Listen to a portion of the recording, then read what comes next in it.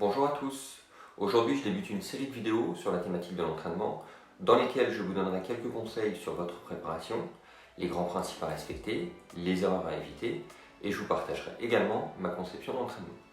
On commence aujourd'hui avec un thème clé du coaching, la relation entraîneur-entraîné.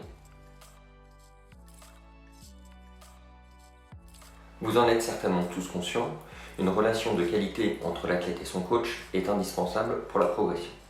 Sans ça, la motivation, le plaisir de pratiquer et même le contenu de la préparation et donc votre progression ne seront pas optimaux. Voici 6 points importants pour nouer cette relation de qualité. Le coach doit avoir une fine connaissance de son athlète. En effet, la qualité de la préparation qui vous sera proposée repose sur la connaissance qu'a votre entraîneur de votre réponse individuelle à l'entraînement. Des échanges réguliers, des feedbacks précis sont indispensables pour que votre entraîneur apprenne à mieux vous connaître.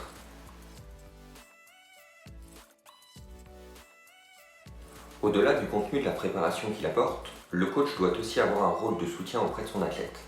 Il doit balayer les doutes que tout athlète rencontre à un moment ou un autre dans sa préparation, il doit entretenir la motivation, répondre rapidement aux interrogations de l'athlète et trouver, si nécessaire, les ajustements adéquats à apporter à la planification. Le coach doit avoir une totale confiance en son athlète et en son investissement. Mais cette confiance doit être réciproque. Si vous ne croyez pas à l'orientation qui a été prise dans votre préparation, aux choix qui ont été faits par l'entraîneur, il est fort à parier que votre investissement ne sera pas à la hauteur et que la préparation n'aura pas les effets escomptés.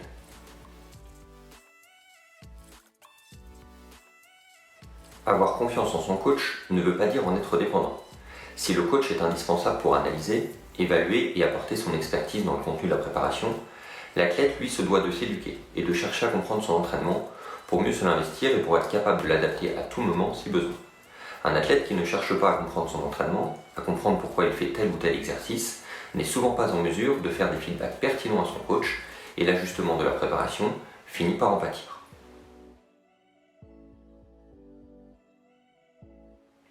Ce point rejoint le précédent. L'athlète doit être à l'origine de son projet. Le coach est là pour insuffler la motivation à l'athlète et le porter vers l'avant. Mais le projet, l'objectif, doit venir de l'athlète pour que la motivation soit totale. Si votre projet ne vous appartient pas totalement, vous risquez là aussi de connaître des baisses de motivation dans votre préparation, car votre objectif manquera de sens d'un point de vue personnel.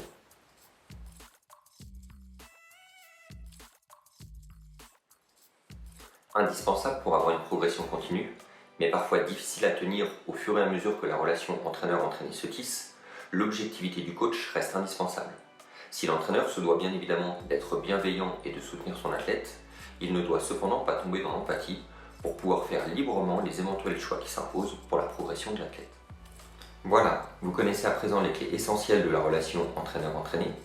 Dans toutes les formules de coaching Trise-Up que je propose, une attention particulière est bien évidemment portée pour développer une telle relation de qualité. Alors, si vous souhaitez être accompagné dans votre préparation pour relever un défi, n'hésitez pas à consulter le site internet triseup-coaching.com et à me contacter.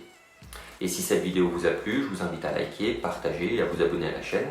Je publierai une vidéo par semaine sur cette thématique de l'entraînement. A très vite.